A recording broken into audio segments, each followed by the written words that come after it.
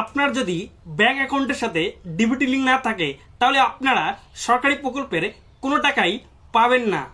তাই আপনার ব্যাংক অ্যাকাউন্টের সাথে ডিবিটি লিঙ্ক আছে কি না সেটা কিভাবে দেখবেন এবং না থাকলে ব্যাংক অ্যাকাউন্টের সাথে কিভাবে ডিবিটি লিঙ্ক করবেন সেটার ফুল প্রসেস এই ভিডিওর মধ্যে দেখাবো। তো চলো তোমাদেরকে দেখিয়ে দেই। তো সবার প্রথমে আপনারা গুগল ওপেন করবেন। ওপেন করার পর এখানে সার্চ করবেন হচ্ছে আধার ব্যাংক সেন্ডিং। সার্চ করার পর প্রথমে ওয়েবসাইট চলে আসবে, তখন আপনারা সেই জায়গায় ক্লিক করবেন। ক্লিক করার পর এরকম ইন্টারফেস চলে আসবে, তখন আপনারা এখানে কন্টিনিউ অ্যান্ড ওয়েবসাইটে ওখানে ক্লিক করবেন। ক্লিক করার পর এরকম ইন্টারফেস চলে আসবে, তখন আপনারা এখানে লগ ইন করবেন। তো লগ ইন ওখানে টিপ দিবেন।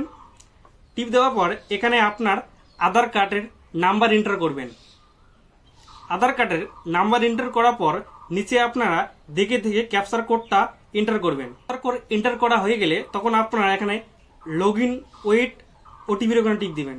টিপ দেওয়ার পর এখানে আপনার যেই নাম্বার আধার কার্ডের সাথে যে মোবাইল নাম্বার লিঙ্ক আছে সেই নাম্বারে একটা ওটিপি যাবে, সেই ওটিপিটা আপনারা এখানে এন্টার করবেন। এখানে ওটিপি এন্টার করে লগ ইনে ওখানে ক্লিক করবেন। ক্লিক করার পর কিছুক্ষণ ওয়েট করবেন। এরকম ইন্টারফেস চলে আসবে, তখন আপনারা নিচে চলে আসবেন। নিচে চলে আসে এখানে লেখা আছে ব্যাংক সেন্ডিং স্ট্যাটাস, সেই জায়গায় আপনারা ক্লিক করবেন। ক্লিক করার পর কিছুক্ষণ ওয়েট করবেন। এরকম ইন্টারফেস চলে আসবে, তখন এখানে লেখা আছে ব্যাংক সেন্ডিং স্ট্যাটাস, সেই জায়গায় যদি অ্যাক্টিভ লেখা থাকে তাহলে আপনার ব্যাংক অ্যাকাউন্টের সাথে ডিবিটি লিঙ্ক আছে, তখন আপনাদেরকে ডিবিটি লিঙ্ক করতে লাগবে না, তখন আপনারা সরকারি প্রকল্পের টাকা পাবেন। যদি না থাকে চলো ওইটা দেখাচ্ছি আমি। সবার প্রথমে ব্যাংকের সাথে ডিবিটি লিঙ্ক করার জন্য আপনারা গুগলে চলে যাবেন। গুগলে গিয়ে আপনারা ওখানে সার্চ করবেন NPCI। সার্চ করার পর এরকম ইন্টারফেস চলে আসবে, তখন উপর দিকের বাঁ দিকে থ্রি ডট আছে, সেই জায়গায় আপনারা ক্লিক করবেন। ক্লিক করার পর নিচে লেখা আছে কাস্টমার, সেই জায়গায় ক্লিক করবেন। ক্লিক করার পর নিচে চলে আসবেন, সেখানে লেখা আছে ভারত আধার সেন্ডিং, সেই জায়গায় আপনারা ক্লিক করবেন। ক্লিক করার পর এরকম ইন্টারফেস চলে আসবে, তখন উপর দিকের বাঁ দিকে থ্রি ডটে ক্লিক করবেন। ক্লিক করার পর এরকম ইন্টারফেস চলে আসবে, তখন উপরে একটা অপশন আছে আধার সেন্ডিং ডেসিং, সেই জায়গায় আপনারা ক্লিক করবেন। ক্লিক করার পর এরকম ইন্টারফেস চলে আসবে, তখন এখানে উপরে লেখা আছে এন্টার ইওর আধার কার্ড, সেই জায়গায় আপনার আধার কার্ডের নাম্বারটা এন্টার করবেন। এন্টার করার পর নিচে দুইটা অপশন আছে, একটা হচ্ছে সেন্ডিং আর একটা হচ্ছে ডিসেটিং। আপনারা সেন্ডিংয়ের ওখানে ক্লিক করবেন। সিলেক্ট করার পর তার নিচে আছে সিলেক্ট ইওর ব্যাংক, তো আপনারা যে ব্যাংকের সাথে লিঙ্ক করতে চান সেই ব্যাংকটা সিলেক্ট করবেন।